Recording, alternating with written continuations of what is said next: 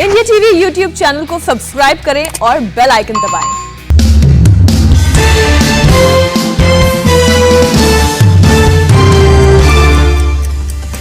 Facebook ने तालिबान पर लगाया बैन, कहा तालिबान आतंकी संगठन, तालिबान से जुड़े अकाउंट पर लगी रोक। काबुल से 148 भारतीयों को लेकर जामनगर पहुंचा वायुसेना का C-17 ग्लोबमास्टर, भरा ईंधन, थोड़ी देर में पहुंचेगा हिंडन एयरबेस।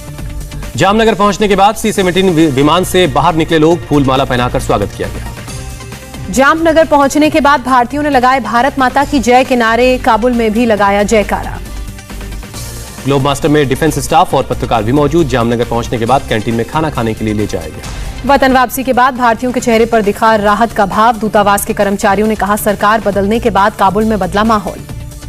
काबुल में प्लेन में सुबह 7 बजे से ही लोग बैठ गए थे। 8 बजे के करीब काबुल से जामनगर के लिए प्लेन ने उड़ान भरी। वापस पहुंचने पर अफगानिस्तान में भारत के राजदूत ने वायुसेना का धन्यवाद किया। अफगानिस्तान में रहने वाले भारतीयों से दूतावास में रजिस्ट्रेशन कराने की भी अपील की गई। विदेश मंत्रालय का बयान, काबुल में मौजूदा हालात को देखते हुए पहले भारतीय राजदूत और बाकी स्टाफ को निकालने का फैसला हुआ। कल रात को एयरपोर्ट लाए गए थे स्टाफ। अफगानिस्तान में फंसे भारतीयों को पूरी तरह सुरक्षित जगह पर रखा गया। सूत्रों के मुताबिक 1-2 दिन में होगी वतन वापसी। काबुल एयरपोर्ट पर करीब 17 भारतीय फंसे। दिल्ली गुरुद्वारा प्रबंधक कमेटी के अध्यक्ष मनजिंदर सिंह सिरसा ने जारी किया वीडियो। विदेश मंत्रालय से तुरंत मदद की अपील की। एनएसए अजीत डोवल ने अमेरिका के एनएसए से बात की। काबुल में फंसे भारतीयों की सुरक्षा को लेकर चर्चा की गई। अमेरिकी विदेश मंत्री ब्लिंकन ने फोन पर भारत के विदेश मंत्री एस जयशंकर से बात की। अफगानिस्तान के ताजा हालात पर हुई चर्चा। भारतीय विदेश मंत्रालय ने बनाया स्पेशल अफगानिस्तान सेल। भारतीयों के लिए जारी किए फोन नंबर और ईमेल आईडी। गृह मंत्रालय ने भारत आने के इच्छुक अफगानिस्तान के लोगों के लिए नई कैटेगरी का वीजा शुरू किया। वीजा के लिए आवेदन करने की आएगी तेजी। तालिबान पर समाजवादी पार्टी के सांसद शफीकुर रहमान का हैरत अंगेज बयान सामने आया। कहा, हमारे देश ने ब्रिटेन के खिलाफ आजादी की लड़ाई लड़ी, अब तालिबान अपने देश को आजाद करके चलाना चाहता है।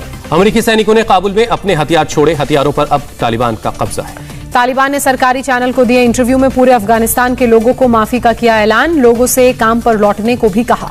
तालिबान ने कहा, महिलाओं को डरने की कोई जरूरत नहीं, महिलाओं को नहीं बनाएंगे निशाना, सरकार में शामिल होने के लिए कहा। तालिबान ने अपने लड़ाकों को किसी के घर में घुसकर तलाशी न लेने के लिए भी कहा। काबुल में राष्ट्रपति भवन के ऊपर अभी तक लगा हुआ है अफगान का झंडा। तालिबान को राजधानी पर कब्जा किए 2 दिन हो चुके हैं। अफगानिस्तान में सत्ता परिवर्तन के लिए बातचीत शुरू हुई। तालिबान नेता आमिर खान मुत्ताकी के पूर्व राष्ट्रपति हामिद करजई और अब्दुल्ला से बातचीत करने की खबर। सोमवार की अराजकता के बाद आखिरकार ऑपरेशन के लिए खुला काबुल एयरपोर्ट। अमेरिकी सेना के मुताबिक पहले C-17 विमान ने की लैंडिंग। काबुल से दहशत में लोगों का भागना जारी। अमेरिका के C-17 विमान में 640 लोग अफगानिस्तान से हुए रवाना। काबुल की सैटेलाइट तस्वीर आई सामने। एयरपोर्ट पर दिखी भारी भीड़। हवाई जहाज के इर्द गिर्द खड़े नजर आए लोग। अमेरिकी राष्ट्रपति जो बाइडेन ने अफगानिस्तान के हालात के लिए अब्दुल गनी को ठहराया जिम्मेदार। कहा, बिना लड़े भागे अफगानी नेता। बाइडेन ने अफगानिस्तान संकट पर तोड़ी चुप्पी। भारतीय समय के मुताबिक रात 1:30 बजे राष्ट्र को किया संबोधित। कहा, मैं अपने फैसले पर पूरी तरह से कायम हूं। बाइडेन ने कहा, ताजा घटनाक्रम से अफगानिस्तान से सैनिकों को बुलाने का फैसला सही साबित हुआ। अमेरिकी सेना ऐसे युद्ध नहीं लड़ सकती जो अफगान फोर्स लड़ने को तैयार नहीं। बाइडेन ने कहा, अतीत की गलतियों को नहीं दोहराएगा अमेरिका। अंतहीन समय तक जंग लड़ना अमेरिका के हित में नहीं। अमेरिका की कितनी पीढ़ियां लड़ेंगी अफगानिस्तान का गृह युद्ध। अफगानिस्तान आर्मी पर बोले जो बाइडेन। कहा, 3 लाख जवानों को ट्रेनिंग और हथियार दिए। ये संख्या नाटो के कई देशों से अधिक। जंग लड़ने की नहीं दे सकते इच्छा शक्ति। बाइडेन ने तालिबान को दी चेतावनी, अगर लोगों को निकालने की मुहिम में अड़चन आई तो करारा जवाब दिया जाएगा। उत्तराखंड में मुख्यमंत्री पद के लिए आपके उम्मीदवार का ऐलान। केजरीवाल ने कर्नल अजय कोठियाल को बनाया सीएम उम्मीदवार। देहरादून से केजरीवाल का उत्तराखंड की पिछली सरकारों पर हमला। कहा, कुछ पार्टियों ने उत्तराखंड को लूटा। केजरीवाल ने कहा, उत्तराखंड को कोठियाल जैसे देशभक्तों की जरूरत है। फौज में रहते हुए पाकिस्तान और आतंकवादियों का सामना किया था। केजरीवाल का वादा, अगर जीते तो हिंदुओं की आध्यात्मिक राजधानी बनाएंगे, राज्य के युवाओं को देंगे रोजगार। टीएमसी में शामिल होने के बाद बोली सुष्मिता देव। कहा, मैंने विचारधारा से नहीं किया कोई समझौता, बिना शर्त टीएमसी ज्वाइन की। सुष्मिता ने कहा, राहुल गांधी और अभिषेक बनर्जी की तुलना करना गलत। ममता जो जिम्मेदारी देंगी वो निभाऊंगी। योगी सरकार का बड़ा फैसला। देवबंद में बनेगा एटीएस कमांडो सेंटर। सरकार ने प्राथमिकता के आधार पर एटीएस को आवंटित की 2000 वर्ग मीटर जमीन। कमांडो सेंटर में प्रदेश भर से चुने हुए करीब 1.5 दर्जन अफसरों की होगी तैनाती। मौजूदा हालात और चुनौतियों को देखते हुए सीएम योगी ने लिया सेंटर बनाने का फैसला। यूपी विधानसभा सत्र के पहले समाजवादी पार्टी का लखनऊ में विधानसभा के गेट पर प्रदर्शन। बेरोजगारी, कानून व्यवस्था के मुद्दे पर बैनर पोस्टर के साथ दिया धरना। समाजवादी पार्टी कार्यकर्ताओं ने यूपी में जंगल राज का आरोप लगाया। कहा, योगी राज में किसान और नौजवान बर्बाद, राज्य में बेरोजगारी और महंगाई चरम पर है। लखनऊ में हजरतगंज पर बैलगाड़ी पर पहुंचे समाजवादी पार्टी कार्यकर्ता, योगी सरकार के खिलाफ नारेबाजी की। यूपी विधानसभा के मानसून सत्र का आगाज, सदन के दिवंगत सदस्यों को श्रद्धांजलि देने के बाद कार्रवाई कल तक के लिए स्थगित। सीएम योगी ने कोरोना से जंग में जान गंवाने वाले कोरोना वॉरियर्स और हेल्थ वर्कर्स को दी श्रद्धांजलि। महामारी से यूपी के लोगों के निधन पर भी शोक जताया। सीएम योगी ने कहा, सरकार जनता से जुड़े किसी भी मुद्दे पर चर्चा को तैयार, हर सकारात्मक पहल का स्वागत करेगी। बीजेपी नेता विजय मोहन पाठक ने कहा, हम विपक्ष के सभी आरोपों का विधानसभा में जवाब देने को है तैयार, अपनी जिम्मेदारी से भाग रहा है विपक्ष। मानसून सत्र में शिरकत करने रिक्शे से पहुंचे कांग्रेस अध्यक्ष अजय लल्लू, महंगाई को लेकर सरकार पर अटैक किया। पीएम मोदी ने की पैरा ओलंपिक में शामिल होने वाले 54 भारतीय खिलाड़ियों से बात, खिलाड़ियों को दिया जीत का मंत्र। पीएम मोदी ने पैरालंपिक खिलाड़ियों की तारीफ की, कहा, आप लोग मानसिक मजबूती के कारण ही मुश्किल हालात से निकले आगे। पीएम ने कहा, देश में स्पोर्ट्स कल्चर विकसित करने के लिए तौर तरीकों में करना होगा सुधार, देश में अंतर्राष्ट्रीय खेलों के साथ पारंपरिक खेलों को भी दी जा रही नई पहचान। पीएम मोदी ने गुजरात के para badminton player Parul Parmar से भी बात की। पीएम ने जताई उम्मीद, रक्षाबंधन पर अपने भाई को मेडल का गिफ्ट देंगी परमार। मुंबई के सिद्धिविनायक मंदिर पर पुलिस ने बीजेपी को मंदिर खोलो आंदोलन करने से रोका, राम कदम के घर के बाहर लगा पुलिस का पहरा। राम कदम ने कहा, महाराष्ट्र सरकार बियर बार खोल सकती है, मंदिर क्यों नहीं, बाजार और मॉल खुल गए हैं तो मंदिर बंद क्यों है। कोलकाता में कावड़ियों को बुरी तरह से पीटने का वीडियो वायरल हुआ, भूतनाथ मंदिर के बाहर पुलिस ने की पिटाई, कावड़ यात्रा पर बंगाल में लगी रोक। आगरा की जामा मस्जिद परिसर में तिरंगा फहराने को लेकर बवाल, वीडियो वायरल होने के बाद कट्टरपंथियों ने शुरू किया विरोध। 15 अगस्त को बीजेपी नेता अशफाक सैफी ने शाही जामा मस्जिद के परिसर में फहराया था तिरंगा, बच्चों ने गाया था राष्ट्रगान। जामा मस्जिद इंतजामिया कमेटी के चेयरमैन का आरोप, झंडा फहराने के बाद से मिल रही धमकी, प्रशासन से सुरक्षा की मांग की। राहुल गांधी के केरल दौरे का दूसरा दिन, वायनाड के कलपेट्टा में डीसी कार्यालय में की बैठक। राहुल गांधी का केंद्र पर हमला, कहा, पहले नोटबंदी, जीएसटी और अब कृषि कानून भारत की अर्थव्यवस्था को कमजोर करने के लिए तैयार किए गए, युवाओं को नहीं मिलेगा रोजगार। मनी लॉन्ड्रिंग केस में महाराष्ट्र के पूर्व गृह मंत्री अनिल देशमुख का नया समन जारी, ईडी ने देशमुख को कल पूछताछ के लिए बुलाया। सुप्रीम कोर्ट ने पेगासस जासूसी के मामले में केंद्र सरकार को जारी किया नोटिस, याचिका में की गई थी स्वतंत्र जांच की मांग।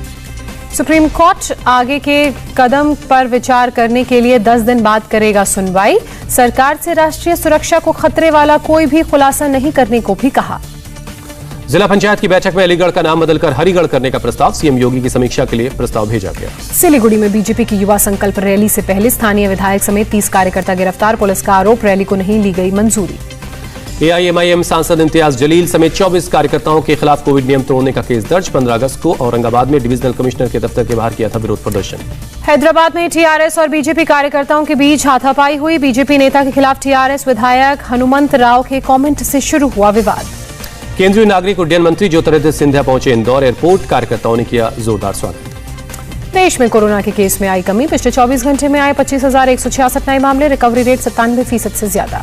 केरल में कोरोना के 12,294 नए केस मिले, 24 घंटे में 142 लोगों की मौत। महाराष्ट्र में डेल्टा प्लस वेरिएंट के 10 नए मामले अब तक सामने आए, कुल 76 केस। जबलपुर में भारतीय जनता युवा मोर्चा ने निकाली संकल्प यात्रा, कोविड नियमों की उड़ी धज्जियां। बिहार के सीएम नीतीश कुमार ने खगड़िया और भागलपुर में बाढ़ से प्रभावित इलाकों का हवाई सर्वे किया, बाढ़ से हुई तबाही देखी। राजस्थान के अजमेर में दिल दहलाने वाला हादसा, NH8 पर पेट्रोल टैंकर और ट्रक के बीच टक्कर, हादसे में 4 लोग जिंदा जल गए। NH8 पर ट्रक से टक्कर के बाद पेट्रोल टैंकर में लगी आग, दूर तक दिखा आग का गोला, हाईवे पर रोका गया ट्रैफिक। जम्मू और पंजाब के साथ साथ राजस्थान के सीमावर्ती इलाकों में भी ड्रोन हमले का खतरा, बीएसएफ ने सैनिकों को किया सतर्क, गांव वालों को जागरूक करने के लिए कहा गया। उड़ीसा में गंजम जिले के एक कलाकार ने पुरी के जगन्नाथ मंदिर की तरह एक छोटा सा मंदिर बनाया, 5.5 इंच ऊंचे लकड़ी के मंदिर को बनाने में कलाकार को 1.5 महीने का वक्त लगा। धर्मशाला में 6 पंचायत प्रतिनिधियों ने सिर मुंडवाकर विरोध प्रदर्शन किया, अपने अपने गांव तक सड़क बनाने की मांग की। शिलांग में 18 अगस्त तक बढ़ाया गया कर्फ्यू, हिंसा के बाद मेघालय सरकार ने किया फैसला, सुरक्षा व्यवस्था बढ़ाई गई। कर्नाटक के मंगलुरु में पुलिस ने बड़ी मात्रा में एक्सप्लोजिव जब्त किया, पुलिस जांच में जुटी। यूपी के शामली में रेप पीड़िता को किडनैप करने की कोशिश, मौके पर बचाने आए शख्स को बदमाशों ने गोली मारकर हत्या की। हिमाचल प्रदेश के चंबा में खाई में गिरी एक कार, 3 लोगों की मौत। न्यूजीलैंड में फिर से कोरोना की दस्तक, 6 महीने बाद मिला पहला मामला, पूरे देश में लगा लॉकडाउन। डेल्टा वेरिएंट की रोकथाम के लिए कोरोना वैक्सीन के बूस्टर डोज की सिफारिश कर सकता है अमेरिका, 8 महीने के बाद लगवानी होगी तीसरी डोज। अमेरिका में हेल्थ केयर वर्कर्स के लिए वैक्सीन को अनिवार्य बनाने के खिलाफ प्रदर्शन, प्रदर्शनकारियों ने कहा किसी को टीका लगवाने के लिए मजबूर करना नर्सिंग प्रोफेशन के खिलाफ। अर्जेंटीना में राष्ट्रपति के खिलाफ प्रदर्शन, पत्थरों पर कोविड से मरने वालों के नाम लिखकर राष्ट्रपति के घर के बाहर रखे गए। आईसीसी T20 वर्ल्ड कप का कार्यक्रम घोषित। टीम इंडिया दुबई में 24 अक्टूबर को पाकिस्तान के खिलाफ मैच से अपने अभियान की करेगी शुरुआत। लॉर्ड्स टेस्ट में भारत की धमाकेदार जीत, इंग्लैंड को 151 रन से हराया, सीरीज में 1-0 की बढ़त। पीएम मोदी से मिलने के बाद अपने घर पहुंचे Olympic gold medalist Neeraj Chopra. खुली गाड़ी में पानीपत के समालखा पहुंचे नीरज। घर पहुंचने के बाद बोले नीरज, जारी रखूंगा अपनी मेहनत, गोल्ड मेडल बच्चों को करता रहेगा प्रेरित। गोल्डन बॉय के स्वागत के लिए गांव से लेकर शहर तक बिछे कालीन, 20,000 लोगों के लिए बनी मिठाइयां, देसी घी में बन रहा है खाना।